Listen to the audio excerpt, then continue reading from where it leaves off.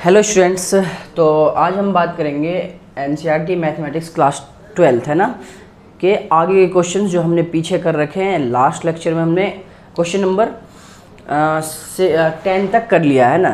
Last lecture में question number 10 तक हमने कर लिया। क्वेश्चन नंबर 11 देखते हैं कि क्वेश्चन नंबर 11 को किस तरीके से हम बेहतर तरीके से उसे सॉल्व कर सकते हैं। तो क्वेश्चन नंबर 11 में कह रहा है कि सॉल्व करने के लिए फाइंड द वैल्यू, कह रहा है इसमें कि इसकी वैल्यू बताओ आप, इसकी वैल्यू।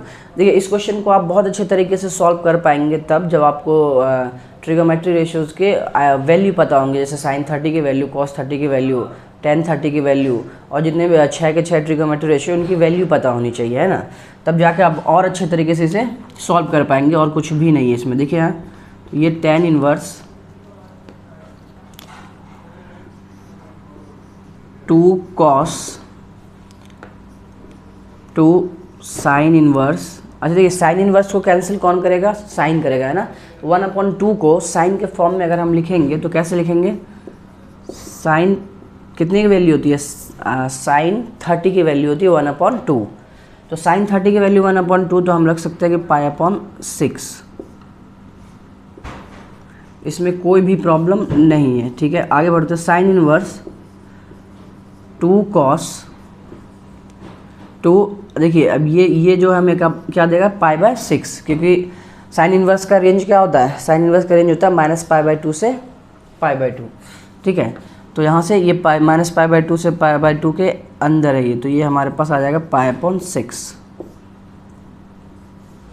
ठीक है। इतनी सी बात हम समझ पाए, है ना। तो 2 cos ये आ जाएगा 3 π/3, है ना। तो cos π/3 tan इनवर्स 2 cos π/3 मतलब कि cos 60 की वैल्यू कितनी होती है? cos 60 की वैल्यू 1/2 ही होती है ना। 1/2 cancel implies that tan inverse 1 और tan इनवर्स 1 का तो पता हमें tan π/4, मतलब क्या होगा? tan π/4 और tan इनवर्स tan आपस में कैंसिल आउट होगा तो हमारे पास, क्योंकि tan इनवर्स का रेंज क्या है ये पता होना चाहिए। tan इनवर्स का रेंज हमारा क्या है? -π/2 से π/2 ओपन इंटरवल के साथ, है ना। तो ये π/4 इसके अंदर है, ठीक है। तो π/4 आपका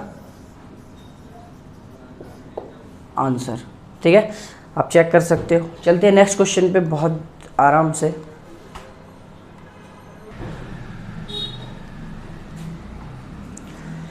तो आइए स्टूडेंट्स क्वेश्चन नंबर 12 देखते हैं ना। क्वेश्चन नंबर 12 में बहुत छोटी सी बात हमें ध्यान रखनी है, क्योंकि ये टोटली बेस्ड ऑन फार्मूला है ना। ये फार्मूला जैसे हमने ड्राइव किया है ना, जैसे हमने ड्राइव कर लिया वो फार्मूले पे ही है। अगर मैं यहाँ पे लिख दूँ कॉट, ये जो है ना ये tan inverse alpha plus cot inverse alpha जो है, अगर एक्स अल्फ़ा बिलोंग्स टू, यहाँ अल्फ़ा है, ठीक है, और alpha belongs to real number, ठीक। ये सारे तो ये किसकी वैल्यू देता है? ये हमें π/2 बोलता है। ये हमें क्या बोलता है? π/2, ठीक है। मैं लिख देता हूँ, फार्मूला है बुक में, फार्मूला है, मैं बताता हूँ कहाँ पे। आप लोग वहाँ पे एक बार देख लीजिएगा। फार्मूला नंबर 4 का सेकंड, फार्मूला नंबर 4 का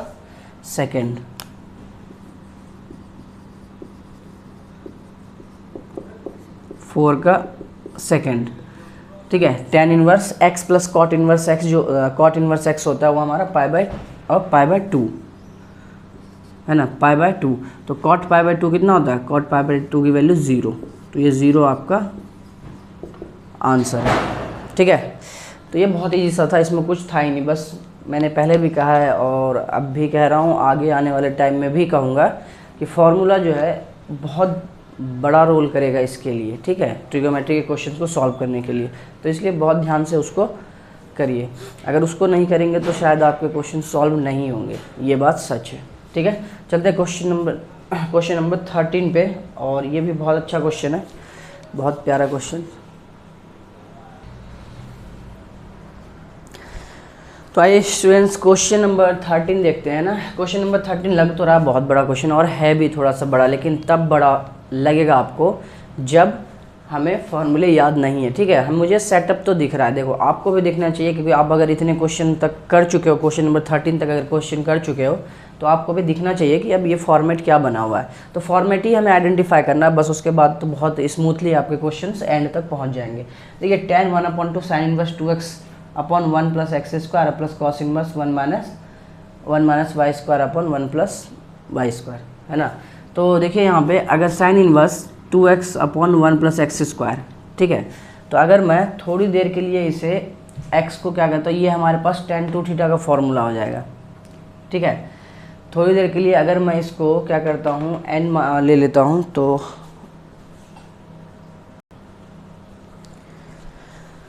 देखते हैं बहुत आराम से इसको हम सॉल्व करेंगे, बहुत ही आराम से, क्योंकि हमें सिस्टम तो बड़ा दिख रहा है ना, इस सिस्टम को बहुत आराम से छोटा करेंगे पहले।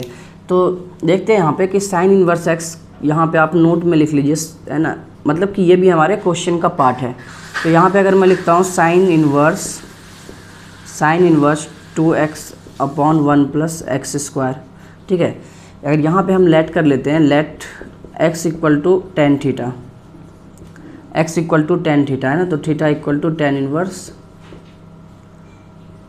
x। तो यहाँ से देखिए ये क्या निकल के आएगा तुम्हारा, साइन इनवर्स 2 tan